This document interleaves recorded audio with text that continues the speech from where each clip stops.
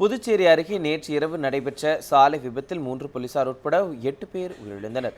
Chennai K நகரைச் சேர்ந்தவர் விஜயா. இவரது குடும்பத்தினர் 7 பேர் 2 கார்களில் புதுச்சேரியில் நடைபெற்ற திருமண வரவேற்பில் கலந்து கொண்டுவிட்டு மீண்டும் சென்னைக்கு இரவு திரும்பிக் கொண்டிருந்துள்ளனர்.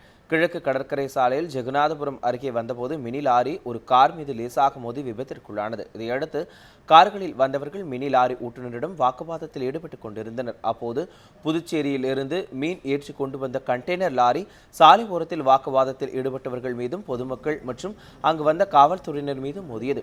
இதில் மரக்காணம் தனிப்பிரிவு காவலர் ஆறுமுகம், காவல்துறை நெடுஞ்சாலை ரோந்து பிரிவு வாகன ஓட்டுநர் தவசீலன் ஆகிய 2 பேரும் சம்பவ இடத்திலேயே பலியாகினர். மேலும் உயிருக்கு போராடிய நிலையில் காரில் பயணம் செய்த பெண் விஜயா, கோட்டக்குப்பம் காவல் நிலைய சிறப்பு உதவி ஆய்வாளர் சுப்பையா, அனுமந்தி சுங்கவரிச்சாவடியின் ஆம்புலன்ஸ் ஓட்டுநர் சேகர், ஆட்டோ ஓட்டுநர் சங்கர் ஆகிய 4 பேரும் மருத்துவமனையில் சிகிச்சை பலனின்றி உயிரிழந்தனர். அதிகாலை 3:30 மணி அளவில் மரக்காணம் பகுதியைச் சேர்ந்த சுரேஷ் என்பவரும், பாரதி நகரைச் சேர்ந்த காளிதாஸ் என்பவரும் உயிரிழந்தார்.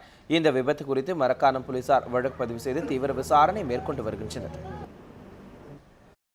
மீன்பாடி கழிவு ஏற்றிக்கின்னு மெயின் ரோடு கிராஸ் ஆகும்போது ஒரு காரில் டச் பண்ணிடுறாங்க.